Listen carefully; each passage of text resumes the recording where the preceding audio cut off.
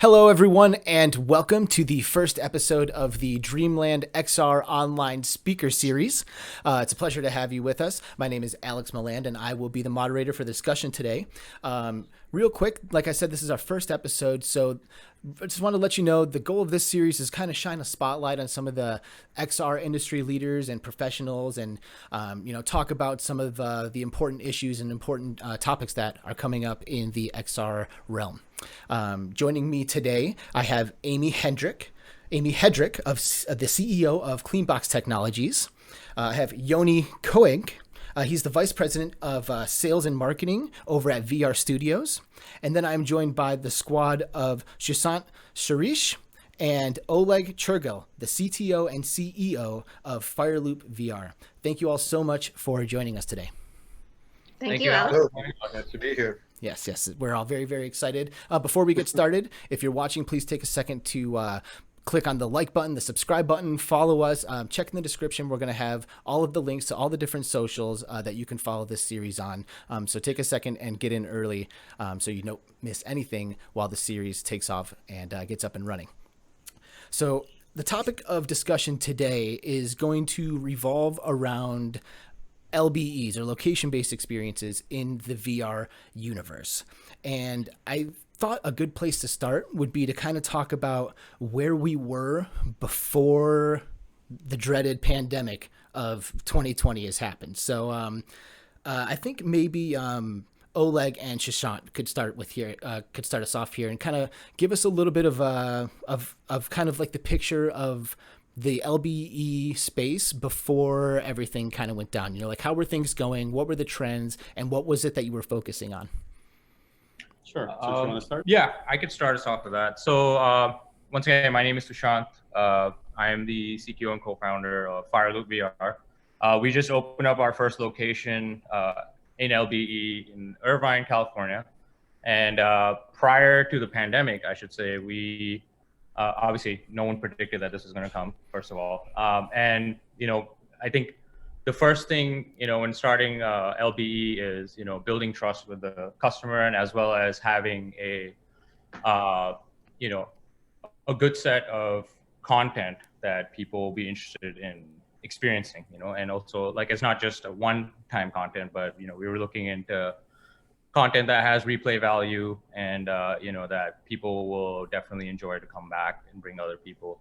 But, the key word here is, like, trust. So, like, even prior to the pandemic, we thought that, having good hygiene solutions inside of an LBE is key, to building that trust. Because we, both Oleg and I, before we started, we kind of went around to all the neighboring LBE, I guess you could say competitors, but they're actually all our friends too.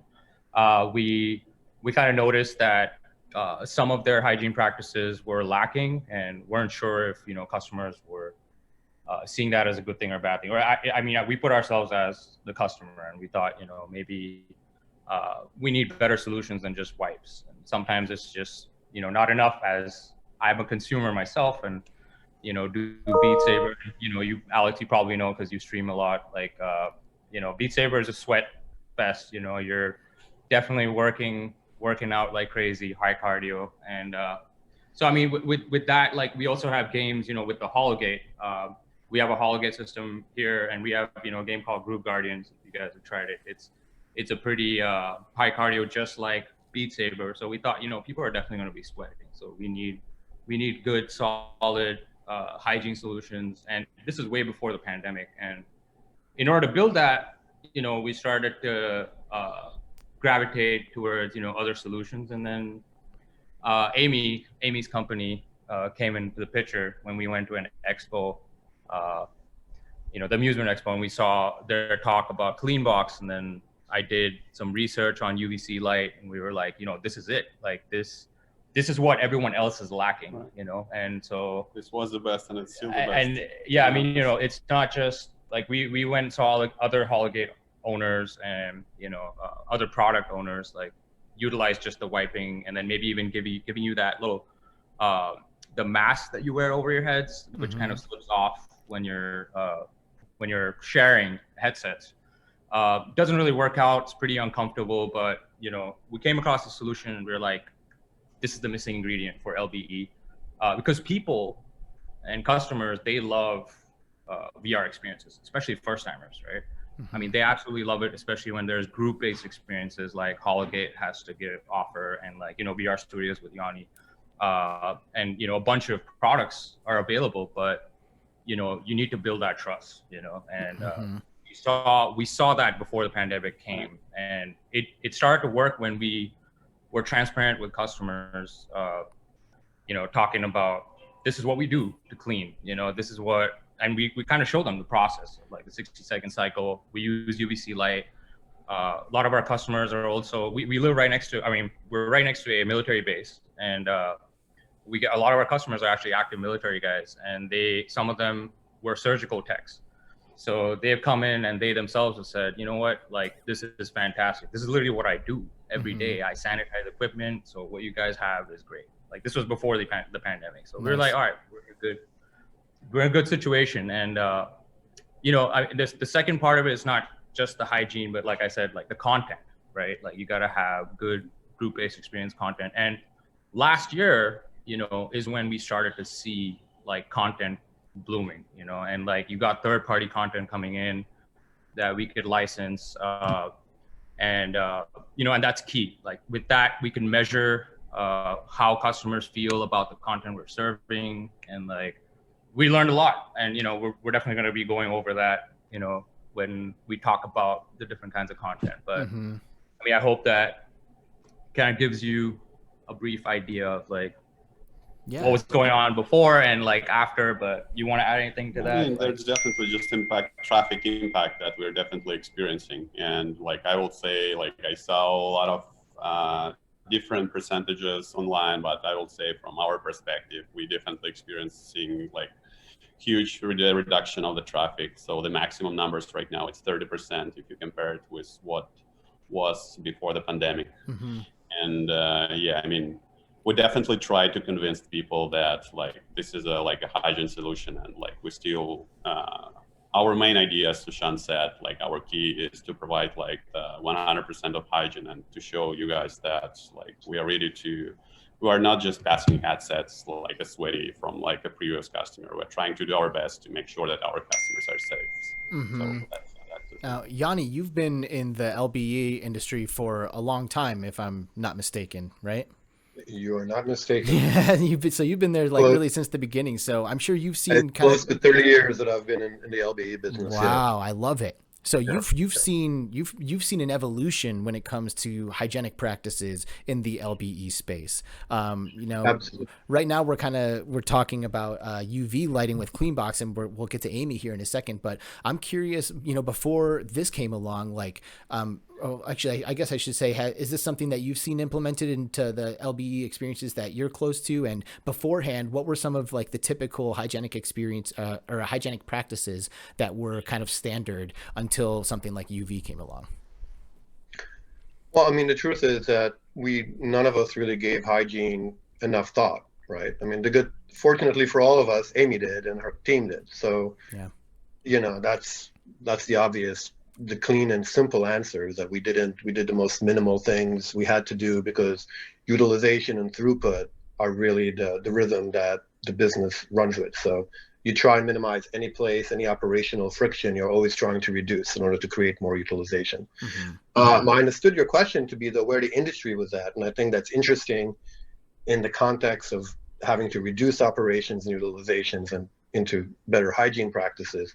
But the interesting notion there was, and this has to do, of course, with how we look at the home and how we look at the FEC, is the fact that, you know, LBE was seeing a very large growth trend. I mean, we have two entrepreneurs that decided to go into it because we were having a growth trend, and because we were asking ourselves, what is the difference between an experience you have at home, which by its nature already has trust and I guess a notion of hygiene because you're at home, and how do we get people out of the home, and why that's important, because we can have experiences out of the home which you can't in the social space, which you can't do anywhere else, and that instantly brings you into contact with other human beings. And the more that happens, you know, you have to ask yourself, who are those people? We're inside of intimate spaces, and how do we you know, both entertain and make people feel safe and secure.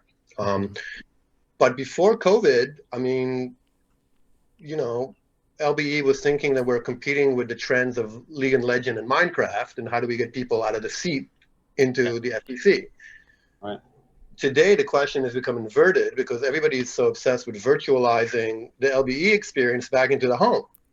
So we're sitting in a really funny space where the borders between those things are shifting, and certainly trust and the ability to provide the right information and the right operational practices at the right time and context are making all the difference. So VR Studios, we're very happy to be working with Amy and her team, and we've actually spent a lot of time working together in the last few months to provide an author or best practices guide specifically for operating VR attractions in LBE, which we've been publishing and giving to people in order to, update and secure their operations. Mm-hmm.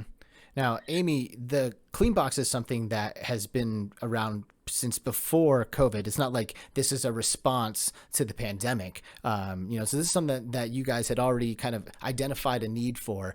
Can you tell me just a little bit about, when you identified that need for the hygienic, kind of like how your experience, starting up Cleanbox, and then how you've seen a shift from the pre-pandemic perspective to the post-pandemic perspective when it comes to your company? Sure. Well, I think it's interesting, just as Shashank and Oleg and Yanni have all said, there's been such a shift in just how operators have looked at hygiene. And I think, to be honest, an agreement with Yanni is that they really weren't in a lot of ways. Now, Cleanbox, I came about just kind of like Fireloop, from a consumer point of view, and thinking that this is a technology that can really transform not only entertainment, but really education and experiences and learning. And I just, you see kids engaging in a different way in technology, and you know that looking forward 5-10 years and beyond, how technology is going to have to change how it interacts with society. So really, I came and created Cleanbox from thinking about the end user and thinking about all of the barriers of entry that could prevent such great technology from a broad business adoption and then ultimately consumer adoption. So Cleanbox was really solving a problem before it became a problem. Going back to storytelling days and thinking of the end consumer experience, how can you basically provide hygiene for something that is sitting on your face and head? It becomes a very personal piece of hardware, but we're still a ways from a price point where, you're going to have the same adoption as you do with your mobile phone, a ways from that. And so you're going to have shared equipment. And then, of course, if you're going to be at a site, at a venue, you're going to have shared equipment there. So how can we decontaminate and clean a device, but do it in a way that doesn't require chemicals or heat or liquids, because none of those are friendly with VR, AR headsets or any kind of electronics, honestly. Mm-hmm. So UVC is a well-known technology. It's been used for a while, but the use of UVC in an LED is something that we have always had. And so for the last several years, we've refined our engineering. So all of it's around maximum efficacy in the shortest amount of time. As Yanni mentioned, throughput is really important. I mean, it's a matter of how many people can you get through, how much money can you make back, how can you reduce the make it seamless, but also at the same time, as Oleg and Shashank have noted, you want to let the customer know that you've thought about this so that they don't have to. So it all kind of ties together. And that was really the goal of Cleanbox. Figure out ways, solve that problem first. Okay, now we've done that. We know how to do it very, very well with anything that's, multiple types of shared electronics, but also other pain points, storage, short cycle time, consistency, removal of human error so that you don't ever have to worry about it. That's really been our goal as a company and how we've been growing. I love it. And then have you seen, how have things changed at the office since, the demand for hygienic practices has just skyrocketed? Well, I think one thing I don't have to do anymore is tell people that hygiene is important. That's a start. Yeah. In the last couple of years, I've been to a lot of events and on speaker circuits, and sometimes it feels so obvious, but it's really really not necessarily. And so now I don't have to talk about that anymore. Now it's more along the lines of educating people about UVC and how our product works. And, you know, not all UVC is equal, not all uses is equal, not all form factors. So that's the shift now for us, is because there's awareness of it, but there's also a lot of, you know, miscommunication or misinformation. And so just being able to share and answer questions and talk about it. And, you know, that's our bigger challenge right now. And of course, you know, growing the team. And I think, I don't know if we mentioned this yet, but FireLoop is open. So they're continuing to operate. And so they're continuing to be able to, good for you guys. You guys are, you know, continuing to see customers. So this is a really important part of the LBE experience. So FireLoop has clean box technologies set up at the location, like ready to go, operating. Sure. Up and running. We're extremely transparent. So like when the customers come in, we literally have the clean box. So if you look behind, this is actually the Vex stage, and we have like HP backpacks, and you know the headsets hanging like right above that. But we have like a CX4, which is like a 4 slot machine from Cleanbox. And I don't know, Amy, if you were one of the first ones to adopt this, but like it's a great device. We just like drag it over and people are like, whoa, what is this? And you know, we're like, when they ask us, we tell them, hey, this is a Cleanbox, you know, it's like a medical grade cleaning solution. We walk through the whole process of how UVC works, thanks to, you know, Cleanbox's information. We just kind of like memorize most of it, and like we were just like, this is the solution that you need. And rather than like, you know, just try to sell just the wipes and all that. So we wanted to make sure that we're not putting any kind of sensitive skin sensitive material on the wipes. It's pure UVC and like uses its nanotech to like dry as well. And the most important thing is showing them, like I said, the experience of actually cleaning is something they want to see. Yeah, and we're just like, it's a 60-second cycle, but as you said, like to support the idea, like to build a trust with clients. So it's like mandatory for us to show people, like, you guys, before you put any headset on, like before you give them any equipment, you need to show them. You must show them how do you do with the cleaning process. And it's not only about the wipes; it's about the glorious Cleanbox solution that we use, and then we explain it like over and over again for people. Like, and once again, this is like a mandatory thing before you put any headset on. And believe it or not, like when we talk about it, and customers do decide to write reviews, like say on Yelp, you know, you guys are familiar. Like, it's one of our large traffic drivers. Like people come in, they're like, dude, we saw a lot of raving reviews about you guys, especially about how clean you guys are. And it's because we talk about it. And they mentioned it in our reviews, and you can see it too on the page. Like it says, like, you know, these guys are extremely clean, extremely safe. We're happy that they're open. That's the other thing. Like, you know, we can talk about customers coming in trying to look for something to do, and you know, we are open because we're actually a really like a small venue right now. For now, like until we expand to much larger venues, but. We chose a smaller venue just to measure and see how customers are going to react to certain types of content, certain types of products. You know, we're not just limited to Hologate and Vex. You know, we're providing like VR as an entertainment for the future, and that could be many products. I mean, we could work with Yanni in the future on like some of those products too. But like, I mean, but ultimately, it's not just the content, it's not just the products, not just the headsets. And now, like Amy was saying, like it's not just about hygiene as a, you know, like an option. It's a necessity, and we need it like right now. And so that's why like educating customer is #1 priority. Like our safety, #1 priority. We always reiterate those words to the customer, and like we always say like 3 keywords. You know, we want to be safe, clean, and fun. Like that's basically what we're selling here. And fun is the key word there, because we are people are looking for something to do. We've been shut down for 3 months, you know, prior to reopening in late June. You know, Orange County has been pretty lenient compared to all the other counties in the area. Plus, like I mentioned, we're a really small venue. We don't serve alcohol. We're not like Dave and Buster's and all those guys. We can't congregate more than a certain amount of crowd. We can only host 4 people in each arena, and sometimes you only have like 3 people, like, you know, show up as a group. And so, I mean, we can manage, you know, and our employees, the few that we've hired back, like they have like fallen. I mean, they're following the CDC rules like to the T, and we wear masks. You know, we wipe everything down. And we do all this in front of the customer. You know, like we take temperature checks. You know, we clean all the seating and all the lockers, everything that we have, like just to. Right. And it's great that you have CleanBox as like a visual representation of that. You know, like you said, you can wheel it out and it's showing what it does just by doing it, you know. Now, I recently have seen some articles about like the dangers of UV, and people are kind of like, I guess some people are maybe getting scared of it, saying like, you know, don't trust it, or you know, it's not as good as people say it is. I'm sure Amy's probably heard some of this.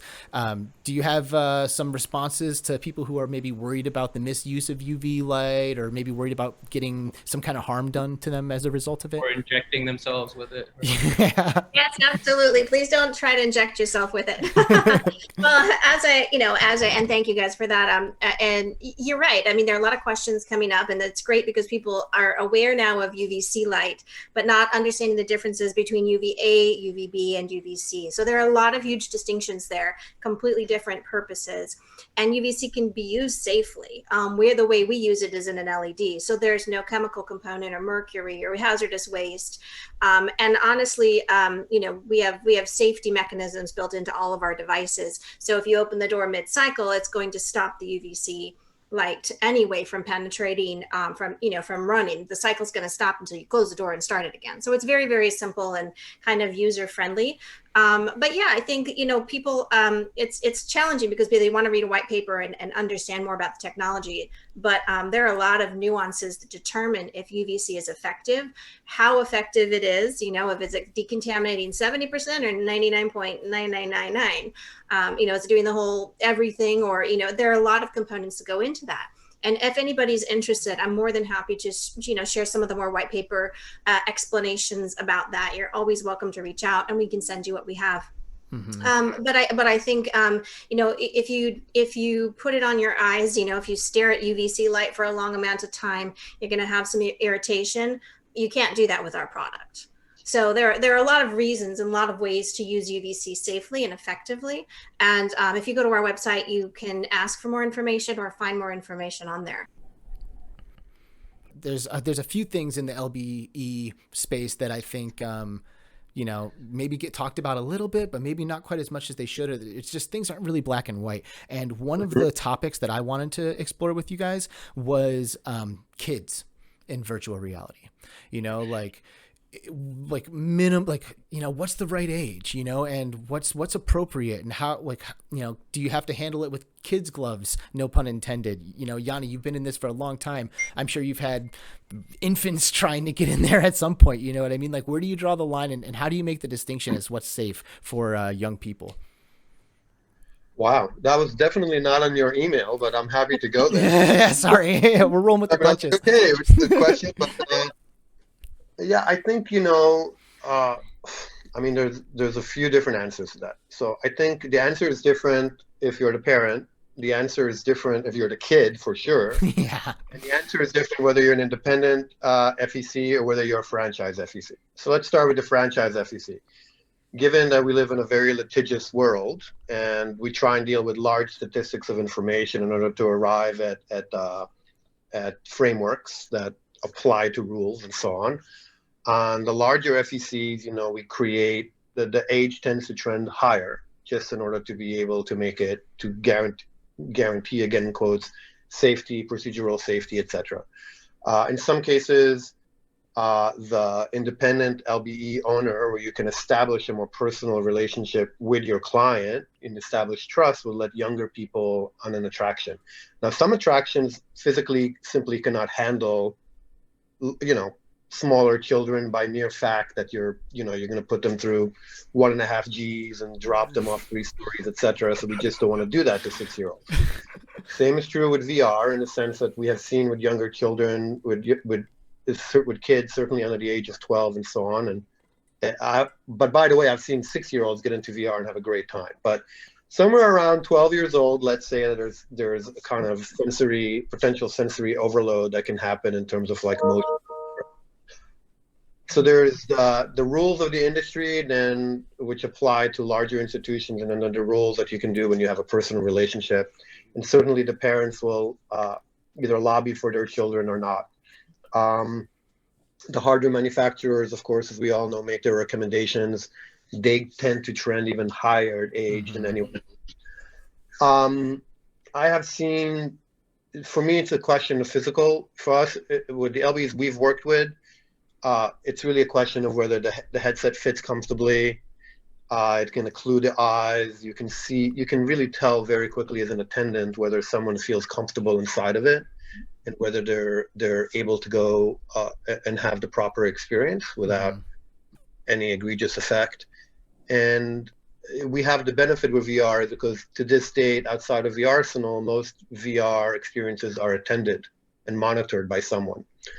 And that's a really important distinction as well. Yeah. And that's a convoluted answer, but you sent me a question I didn't prepare. Sorry, man. Oleg and Sushant, do you guys have anything to add to this? As you're getting into this? Yeah, sure. Actually, I mean, sure. Yeah, that is an interesting question. And we do have a lot of experience like dealing with parents, especially now. Kids are at home, they're out of school. They're all pros at Zoom conferencing and stuff right now, but parents want them out of the house, and they want them to do something. Luckily, we're open, and we get tons of calls every day. Are you guys actually open? Like, can I bring my 7-year-old, 8-year-old, 9-year-old? We can, I guess. I mean, we've tested all kinds of age groups, but I mean, we find that we kind of gravitate towards a certain height limitation. Like, if you've gone to Disneyland, you've probably seen certain rides that kids can't really go on. So I mean, like, I've told our employees, and we keep an eye on like kids that reach that, like, I guess, like 40-inch height requirement, and like age-wise, you could have a 6-year-old that's really tall, and has a bigger head that could actually fit the headset. And that's the other thing, like the size of the headset.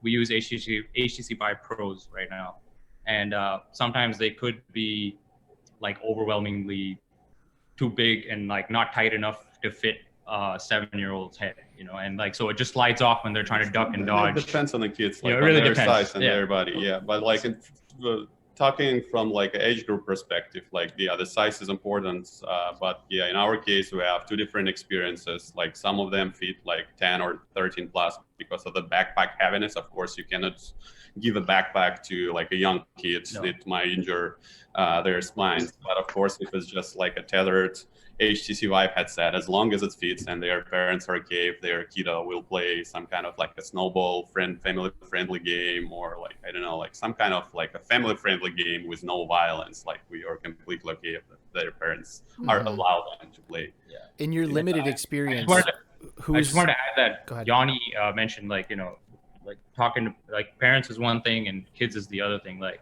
so parents is actually the key here. Like, you kind of have to explain to the parents what they're getting into, and like what that's going to be like, the movement's going to be like, and the fact that we have to educate kids is another factor, like, and how to play a certain game. Like, for instance, Holiday has Angry Birds VR.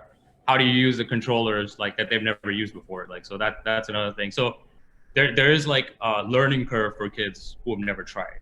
But kids are so smart. They just pick up technology, like, so fast. Like, right. And they're once they've tried it once, they drag their parents, and that's the beauty of it. Like, you sell it to the kid, and this is coming back to the kid. They will definitely bring them back. And we've seen this, like, once a week. We've seen the same family down the street, and the dad is like, "Dude, I need to buy a headset at home. I mean, like, you guys are awesome, but I think it's so broke if I keep coming." I was like, no, you know what? It's cool. Like, so yeah, we get all kinds of children and parents. In your limited experience at the place, because you're relatively new, if you had to put an age to your typical customer, like if you had to give me a mean number, like what would you say is typical age of a normal customer? And then I would actually like to ask Yanni the same question in his experience. Yeah, that's Yanni. You want to? Oh, so you were asking me or Yanni? Well, I wanted to ask Shashank and Oleg first, like what their typical age is, and then I'd also like to get Yanni's perspective on that. So yeah, definitely. So we have two different arenas, as I said, in this particular venue, and talking about the numbers. So it's 5+ plus the the experience when you are tethered, and like you play family-friendly games, and it's about 10+ if you're playing games with a heavy backpack. Mm-hmm. And I have two kids, 10 and 6 years old. Believe it or not, they traveled with me like across different expos, and they tried all different experiences. But I'm not trying to feed the same model to everybody. So our standard model, as long as parents are okay, this is one thing. And another thing is, of course, like our perspective to the backpack heaviness. So it's 5 for one arena where you're tethered, and 10+ when you have a backpack. Mm-hmm. So, Yanni, who's the typical customer? You know, I was going to interject on the other thing. It's on the other question related to this, because it's really a question of content plus hardware plus context. It's hard to answer. There's no one answer for this. I mean, we have experiences, VR attractions that are 8-player, fully athletic and physical attractions where you're running around a 40 by 40 foot space. Those clearly tend to trend higher, and those are sort of backpack style experiences. Where there's a bit more of a sophisticated user experience that needs to be learned. Whereas you have experiences that are passive but beautiful and immersive and amazing that are not as rigorous. So I really think it's about. I really do think it's a question of content, the gear, and the context.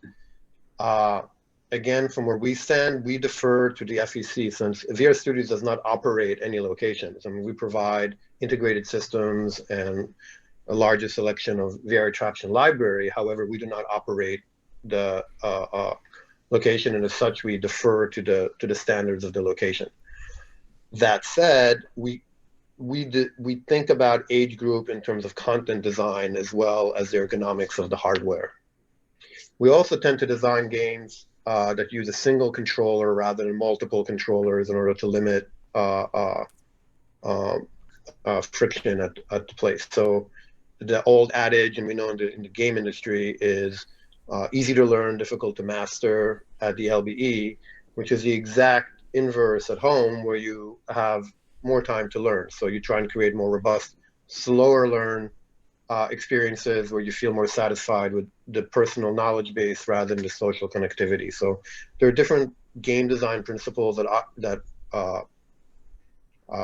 you use into the different contexts, which affect age as well. That's almost exactly what I was going to say, just from my experience and just thinking about, I don't have children, but my niece and nephew love VR, and, it was something that they were always interested in trying, but they're 10 and 7. And so the 10-year-old, he just, I'll just steal my headset, and he'll not steal it literally, but just, he'll be in there forever, and he learns quickly. And he takes my Quest, which you have to adjust, for the head. So some of them are even heavy for me. And if it's heavy for me and hard to keep the proper balance, then I can imagine for a kid, it's, they care a little bit less, maybe. They're still willing to engage in that immersive experience. But thinking back to even the age difference for content, I mean, he might be over there and excited about his particular experience and that he's engaging with other people in, while the 7-year-old might be a little bit more comfortable with a more passive experience. And you mentioned the controllers, so she was playing more with the Oculus Go and probably a bit more engaged with that one controller and a more passive experience. And then he's on the Quest using the two and doing something new. I think, though, that just, I think back to a year ago when I was first teaching him how to use the VR headset. And now he's saying, Amy, you could just move faster if you did X, Y, Z. And I'm like, what? This is, I'm the one with the learning curve right now. But I think that's interesting because, as there's more of a proliferation of these experiences, and then there's more content available, and there's more mastery of even defining the content into age categories or demographic categories, or however you choose to pocket those. I think that there will be more of that where that might even better drive the FEC experience and the volume and the replay. Mm-hmm. Mm-hmm.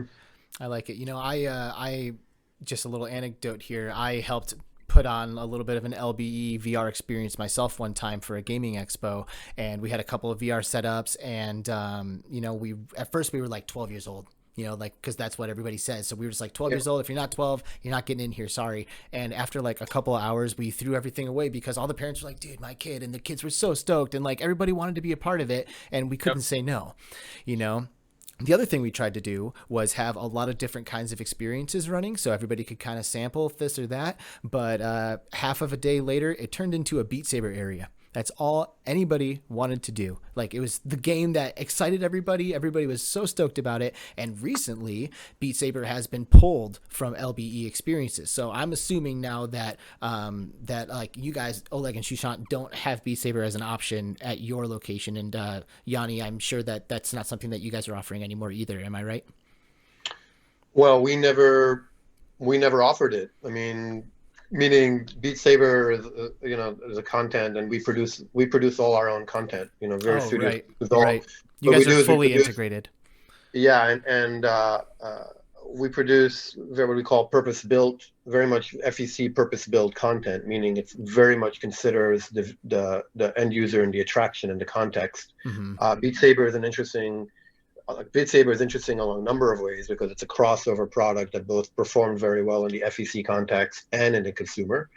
And I mean, it's a little bit of a cautionary tale, but also not from the standpoint that people think, because I don't think it's something that it's indicative of a trend that we need to see as a home versus LBE problem. I think Facebook saw a really strong opportunity for consumer acquisition, and being who they are, they managed to shut down everything around it by creating scarcity in one area in order to create flow in another area.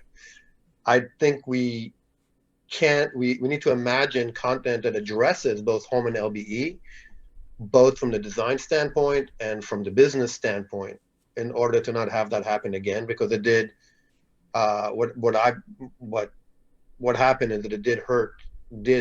I'm trying to be diplomatic. It did hurt a lot of FEC owners to have that license pulled, given that it was such a popular title. So I think there's lots of time to make lots of awesome content, and it needs to be made in a way that solves for both the need of the consumer, the need of the LBE, and the need of the brand and the business owners. And so I think we're all going to see shifts in how content is created and licensed as a result of that. Mm-hmm. Yeah, Tower Tag is another game that kind of came to mind for me, because this is a game that was recently only available as an LBE experience, and now since pandemic is available in home. And I know people before, there was like Tower Tag teams and tournaments that were happening that were only location based available. Like, you couldn't play in that tournament at your house. So I'm wondering, like, is this whole like song, this tango between the LBE and home, like, is this starting to like, affect the numbers, or is this something that is like, a problem as far as the LBE community is concerned? Are we like looking for solutions, or is it kind of more of like a road bump? And if I can jump in there, this is so key to like everything that we've been thinking about. So like, if I allow a thesis this way, so like, think of it this way: given that COVID has pushed people away from each other and the physical venue, we're seeing massive uptrends in home experiences, right? People have more time at home and they want to connect. And we are noting the fact that there are new efforts along the way, either to take content that exists in the FEC, like tar tag, and try and move into the consumer experience. And again, it goes to the critique of virtualizing the experience does not by itself make it feasible or compelling, in the sense that now having events online, and now everybody's virtualizing their assets into VR, and it doesn't necessarily make for a good experience, is what I'm trying to say. There's something that's not quite the same as being in the physical space with your friends and family in the social experience. So those of us that know that are basically trying to build a foundation, which is built of trust and new technology and operational considerations and frameworks, of course, which Cleanbox is a key part of, in order to move forward. So in the new normal, what we're doing is we're taking stock of our assets. We're trying to figure out what can we provide that could never be provided in the home? And we need to think out of the box in order to provide it. So what we're seeing, like investment, like flow now into, well, what we're seeing is investment flow now into innovation rather than growth and scale, which is really important, because I think what we're going to see is a leapfrog effect on the LBE and FEC level, because we're able to invest in where we're going to be in a year and 2 years now, rather than invest in normal scaling and growth investment. So it's a really interesting point. So what people have at home today is not what we're going to have in the LBE in 2 years. I mean, I can't let cats out of the bag because I just can't. Right. But I can tell you a lot of really cool tech happening. I can tell you that even in the relationship we have with Cleanbox, we're starting to think about infrastructure of what does smart infrastructure look like. You know, it's like we take for granted that we have plugs in the wall today because it delivers electricity. But what happens when notions of hygiene and administration and operation actually become part of the infrastructure and so on? So we're going to see a lot of really, really interesting new technology evolve out of this. And then in closing, we're almost living a perfect problem from a business standpoint. We're living a perfect problem solution moment. And that is that the desire for the consumer to connect and be entertained and the need for the LBE business to leverage your brand assets are in fact very compatible problems. I like it. You're You right. know, Amy, you have something to add? No, I'm completely agreeing with that, and I'm thinking that kind of brought us full circle to that. The last of your three fire loops of the three things that you have to have, and the last one is fun, and that's really kind of what's coming back to is the whole fun component. I mean, that's where Cleanbox fits in, honestly, is so that you don't have to think about that, so there's no interruption to the experience, and that's, you know, ultimately, if people are probably going a little bit out of their minds, especially parents who have kids at home who are now not in school, they want some sort of experience that I think ultimately, you know, will benefit FECs. And Yeah, I'm over here. absolutely. I'm over here thinking to myself about, you know, because VR is such an active thing. You know, hygiene is so important because you're active, you're sweating, as we've discussed. VR esports, like VR esports. I'm curious as to how pivotal you guys think VR esports are going to be in the development of the VR community and in the development of LBEs as a whole. Sure. So that actually ties into your previous question about tower tag. We actually have that with Hologate. So I mean, yeah, there's two things, right? Like the consumer experience, or I guess the LBE experience going into consumer experience doesn't necessarily translate to a better experience, like Yanni was saying.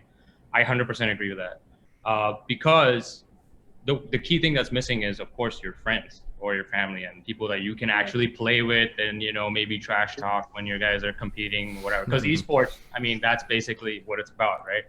Oleg and I are gamers ourselves. I mean, we played like Dota, World of Warcraft. I mean, that's how we met. We were like, Don't Nice. start this. I mean, I mean, but like, I mean, we know what it's like, you know, to be competitive, especially like, you know, in esports. And that's actually like something we're seriously thinking about, like in the future. And you know, of course, we can't talk about our future partnerships yet, but like, but it's coming. Like, I mean, esports in VR is definitely coming. And one of the things about tower tag is like, we wanted to test out our own little tournament, you know, within our venue to see, like, because, you know, we're right next to University of California, Irvine, UCI. It's about 7 minutes down the street. We get a lot of students when things were normal, right? Like the plaza, the shopping center that we're in is actually one of the most popular places in Irvine. Right. And so like we get a lot of foot traffic, a lot of young people, a lot of young crowd, college students who are interested in esports, who have asked us, like, can we actually do competitions here? And, you know, we said, yeah, actually, we were thinking about doing that with a game called Samurai Arena. We were doing that with Tower Tag. And that's because you can actually bring your friends and play against each other right there, you know, which you wouldn't have at home. Like, you cannot, right now, unfortunately, none of the headsets enable us to have a consumer experience right next to somebody else. Like, you would also need another PC, which costs a lot of money, as you know. Right. You need more, you know, headsets. You need like more lighthouses. Like if you're actually getting tracked, if you have other additional accessories like, you know, like the Pro Tube, like what do you call it, the haptic feedbacks and all that stuff.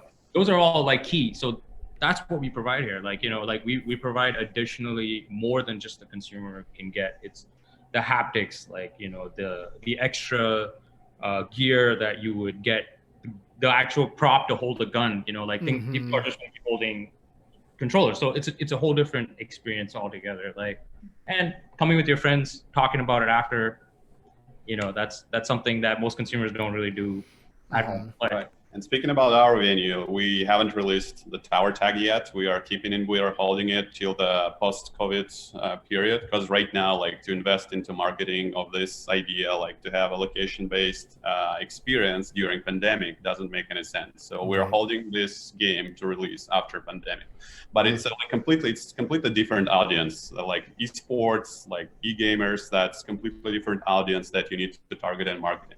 And right now, like, our main focus in terms of the marketing, of course, like families, like family-friendly experience, kids, because they're all like staying at home and they're ready to get here. Of course, we are not targeting any like corporate events, because like all the companies are like working remotely, at least like most of them. But yes, speaking of tower tag, we like this game. We already have it in our platform, but we haven't released it in our venue, and we are waiting for the correct moment to do that. But esports is the future. That's the future, and it's gonna be. And the peripherals are. Thing about the esports thing, like, how do we stream it? Like, so like that's going to be key. You need an audience that's actually saying, hey, there's something here, with this competition. So I mean, it would be interesting to work with all the VR product and the partners on how we're going to fulfill that streaming need. Like, people need to see, like, so where are we going to get this audience from? How are we going to market it together? Because we have to work. All right, I'm going to do some. It's time for me to do some self-promotion. So we really need to talk. So I can tell you that VR is like the area of innovation and development that VR Studios is engaged in. And we're going to be making some really interesting announcements along that front in the next 30 days. Ooh, exciting.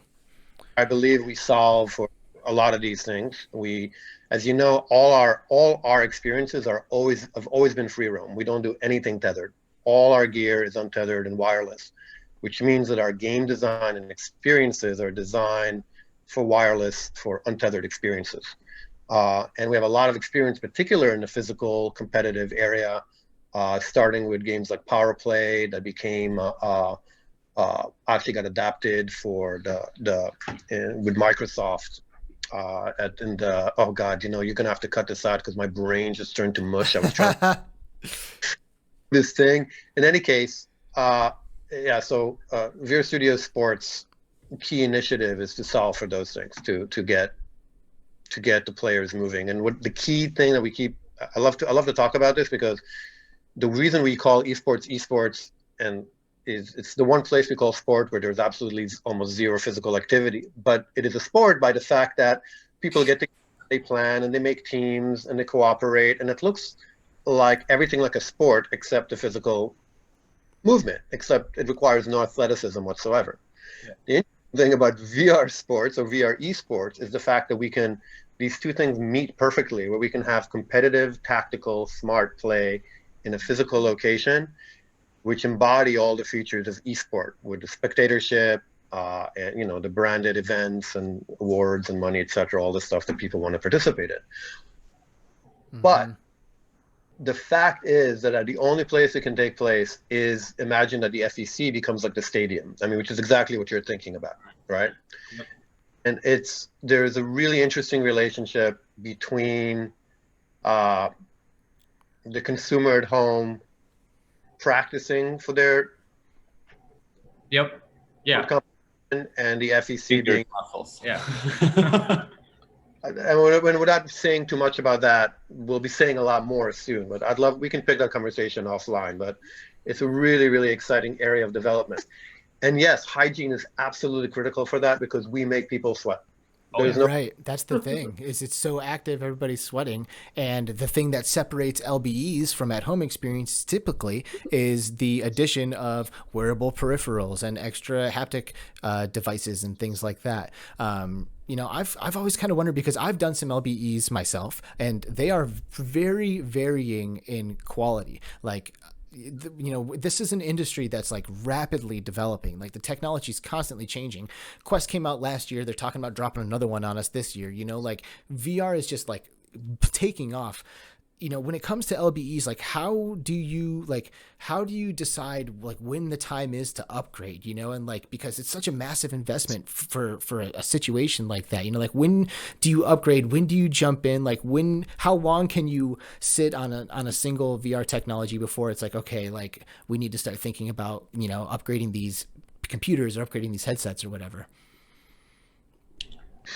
Yeah, I can start answering this. So yeah, basically, while we were looking for a good partnership with different platform owners, that was one of our key decisions. So one of the I don't want to pronounce the name of the company, but one of the companies said we are pretty sure that we will stay in our technologies for 5 years and everything is going to be all right. So of course, we decided not to go with them. And like some of our partners, but the potential partners right now, they became our partners. They said like whenever you want to integrate, whenever you think will be like feasible for your attractions to provide like for the experience, to like feel additional like recoil from your gun, to feel additional like, I don't know, like heat, wind or whatever, we are ready to integrate. So, and if you want to keep your technology is like modern, of course you need to add all those things. Of course, if they like affordable and you can return your investments on that. But the key thing is we try to work with partners who are ready to add new features into our games, into our platforms, into our experience to keep up to date, rather than say like for 5 years nothing will happen. I mean, the key idea is like, we partner with people who are ready to pivot with the technology that comes or is coming, like, so I'm sure we're all aware of what's coming. So like, what we need to do is of course try and test it, make sure that it fits within the comfortability level of, the players that are going to be using it.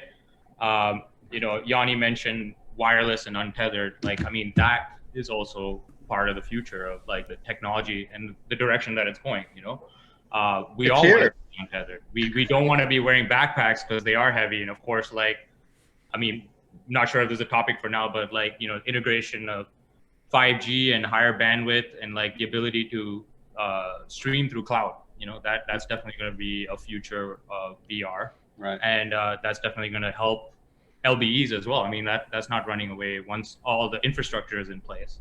But I mean, yeah, that's what I would think. You want to? Yeah, I wanted to say, Yanni, you're right. Like wireless technologies are here, but we are like, in order to stream like HD pictures through like the wireless technologies, we are still like waiting to the point when it's going to be like, complete zero latency. We're a couple of years, into it. I'm sure like another 5 years, 5G will be highly integrated, and then we're going to see. I mean, Oleg and I ourselves, we own the Google Stadia. I'm sure you guys have heard of that. Like it uses cloud-based streaming technology. Advertisement? I'm not. Google didn't pay me to say this, but there are other solutions to streaming that we can talk about. I think if you have a real-time stream coming out, it's very different because all those assets exist and are being rendered. So you're at 5G in terms of getting stuff into the edge where you don't actually need to stream it and it can assemble somewhere else before it gets into your iSet as some of the stuff we're looking at. Yeah, there are solutions coming that will resolve that. I also think that I think it goes back to the point I made before. I think this is a moment to innovate. This is a moment to think out of the box, to think out of the box on your face, and to think out of the box you're playing in. It's a moment to innovate. I mean, it's obviously a tragic moment and very challenging in so many levels. But on the inverse of that is that we're given a moment to think where we want to be in a few years. And I think there's a really, really interesting opportunity to create to leapfrog all of this stuff. And all yeah, please, Amy. I was actually getting ready to ask you. I wanted to get your thoughts because sorry, Amy. No, Amy. We're talking a lot about like VR esports, sweating, and all this stuff. New peripherals coming out, maybe like lighter, easier to wear haptics. I'm sure you must be seeing opportunities when we start to talk about all these different wearables and stuff that are going to be coming to the surface in the next year or two. Absolutely. Yeah, absolutely. I mean, we have our core products that are out there that everybody knows about.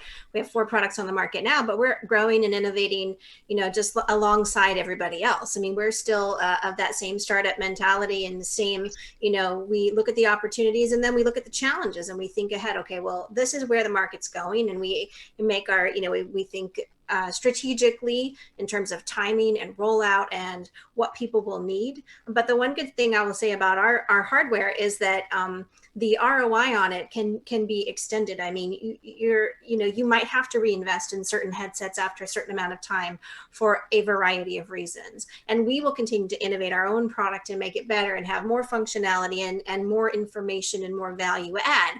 But it's still going to remain, and most likely beyond, the duration of your next 2 sets of headsets. So I think that coming back to thinking about when you have to innovate on the hardware side versus the software side and where those 2 roads meet, one thing that Cleanbox works really hard to provide is the ability to continue to have value add and be able to address hygiene for the haptics and the gloves and everything else that you're going to think about needing. And then also looking at those form factors might shift and change, but generally speaking, the size of one's head, the human head, will remain relatively consistent.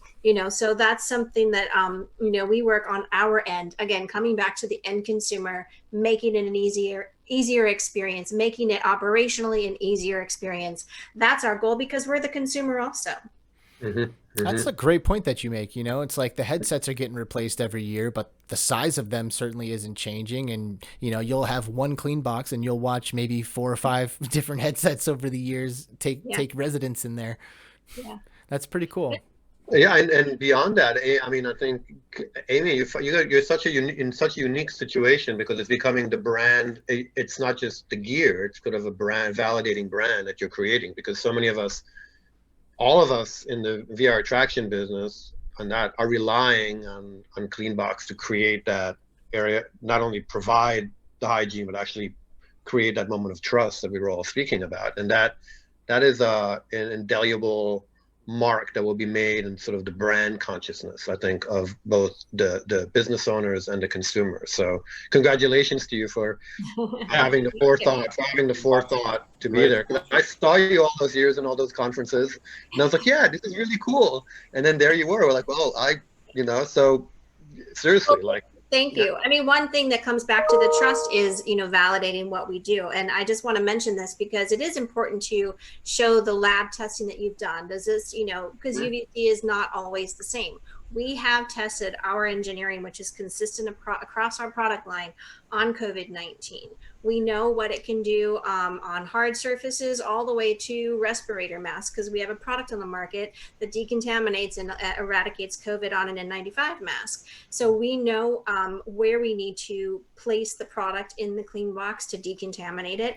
And that's something that we want to consistently provide, whether it's our headset line or our ad hoc box, which is coming out in a couple of months for other electronics, walkies, cell phones, tablets, etc. Whatever it is, again, it comes back to trust component, and that has very much to do with the brand, and that brand has very much to do with how you validated it. So it's been a really fun ride, if you will, and we're kind of excited just to be able to help also, because again, coming back to the fact that we're consumers first, thinking about how to reopen and how to stay open and how to provide a safe experience that has actually been validated as being safe. I just wanted to quickly write off what Amy was just saying about so we had the opportunity to actually use our clean box to give free mask cleanings. You're talking about like utilizing the clean box. I spoke to their CTO, David, by the way, and asked him how can we tune our existing units to also help with mask cleaning. And we kind of used that opportunity as a leap on marketing to like just put a board outside, a chalkboard saying, hey, we do free mask cleaning using UVC technology that kills COVID-19. Thanks for running that. We kind of just ran with that. And then like people, have come in and asked us, will you do free mask cleanings? Like, oh, what is this place? And then that's where the conversation starts to and Cleanbox definitely helps us bring in those customers. And Yeah, marketing is the one thing, but on the other hand, we still want to contribute to our community to help them with the mass cleaning. And like, if we can do that, and that's like contribution that people are waiting at, that definitely like, of course, help to both sides. Yeah. I just want to say something right away. Good marketing should always be an integration of those things. If they're not, it's not good marketing.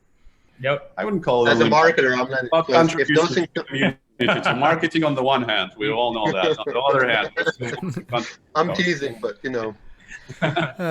Well, but I mean, you want to talk about the quick thing that I wanted to ask you, Emmy, like Cleanbox is a great solution, and you mentioned in terms of like possibility in the future to use it for device cleaning.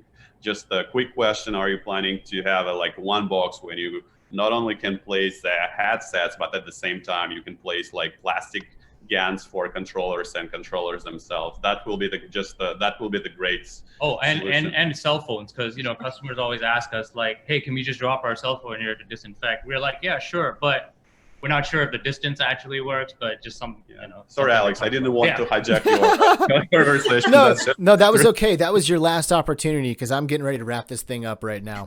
So that was it. Like, that was your chance to get in there and make that happen. So that was good. We have lots of innovation in the pipeline. Yes, to answer your question, we do. There it is. Amy, Did we get a question for Alex at the end? If you have a question for me, bring it. What are you excited about for FECs and LBEs in the next year?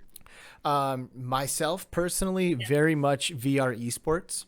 I am a competitor. I've always I'm a gamer. I'm a competitor. I love to get in there. A big thing for me when it comes to competitive gaming is the sense of community that it creates. While it is a competitive environment, the cooperative team-based aspect of it builds such strong communities. Like, people get addicted to games, but what they're really getting addicted to is the community that they are now a member of. And that to me is so powerful. And VR esports are so much fun, and they're active. And I think that running around in a big old warehouse with sweet technology on and like playing a game that could only be dreamt of 20, 30 years ago is like an absolutely amazing thing. So I think LBEs and esports are the perfect combination. And we're all going to be athletes in the esports world. Like, everyone's going to be a LeBron James. Like, seriously, Alex, I want you to. How do you feel about testing some new stuff? I would love to. All right. Well. Yep. Let's make that happen. You guys hit us up. Yanni, maybe some closing thoughts from you. Oh, geez. Closing thoughts. Yeah, I think it's important to again, I want to stress the idea of just how precious a moment this is in terms of like assessing what assets we have, what we know, and how to reimagine the future. And I think it's very much a time to think out of the box and look to see, and I'm trying to, again, walk diplomatically around things, because I constantly want to say, as a marketer, I constantly want to say more. Right. In this context, I have to say less. But the idea that we really need to think, how we're going to tie the home experience, the LBE experience, the esport, the social experience, the streaming experience into a kind of a new type of platform and a new understanding of how we create entertainment and meaningful experiences for people, and also making sure that our business stakeholders and that it's sustainable. Business stakeholders are happy and it's sustainable. I think really interesting problems to have right now. I like it. Oleg, Shashank, any closing thoughts from you guys? Probably just like to summarize, we definitely living in the period of time when it's hard for LBE to survive. That's like because of COVID and traffic reductions. But I just wanted to say that it's on the one hand it's hard, but on the other hand that's opportunity for all of us to focus on something else, to make sure that we are on the top with our hygiene solutions, on the top of with our hygiene solutions, and at the same time we upgrade our like technical solutions maximum while we are sitting at home and there's like not a lot of opportunities to go somewhere. Like it's just the key idea is to take advantage of the situation and think out of the box. What can we do for LB altogether to make it better and get it to the next level? Yeah, I mean, we're all in this together. Like, I mean, within this conversation, and even outside of it, we're all going to be continuing to innovate together, and we all complement each other here. Where VR is going and where we are today, and like I said, I'm always going to iterate, like, building trust is our number one key here, and so thank you, Amy, for bringing Cleanbox to us during these troubling times. Definitely a saver for us, and also like a huge marketing boost. So we're definitely going to keep riding on that and hope that we continue our relationship and our partnership going forward, with all you guys, and hope to see you guys outside of the Zoom conference one day. Like, yeah, we're looking forward to that mostly. But yeah, I mean, I'm sure it's coming. Me too, man. Amy, what do you have for us in closing? In closing, I would just say, I actually think, there are challenges, yes, of course, to right now, this time and space in the world. But it's been interesting to me and exciting to see the innovation, because we're all talking about it. We some of us have to pause the things that were working before and look at things that might be working going forward, to change that and shift. And that always sparks great new ideas, great new product, great new experiences. And I think that if we can, as much as possible, look at those as opportunities and not just challenges, I think that more can come from that. And ultimately that will have value added, then you can and provide profitability. So that's exciting to see people that are innovators think that way, and I hope to see more of it. I think we all do. This is the end of the first episode of the DreamlandXR speaker series, the online speaker series. Thank you guys so much for joining us and taking part in this discussion with us today. I'd like to again thank my guests, Amy Hedrick, Yoni Koeg, Sushant Sirkrish, and Oleg Churgel. Sorry for butchering your names, guys. It's really been a pleasure getting to know you and having this conversation with you today. So thank you so much for joining us. Thank you. Thank you, Alex. Great. Thanks, Alex. Nice to see you all. We'll catch you in the flip screen. Absolutely. Please leave a comment below. Let us know what your thoughts are. Click the like button, subscribe, notify, all of that stuff, and join us again for another episode very, very soon of the DreamlandXR online speaker series. Again, my name is Alex Milan. Thank you for joining us all, and everyone enjoy your day. We'll see you next time.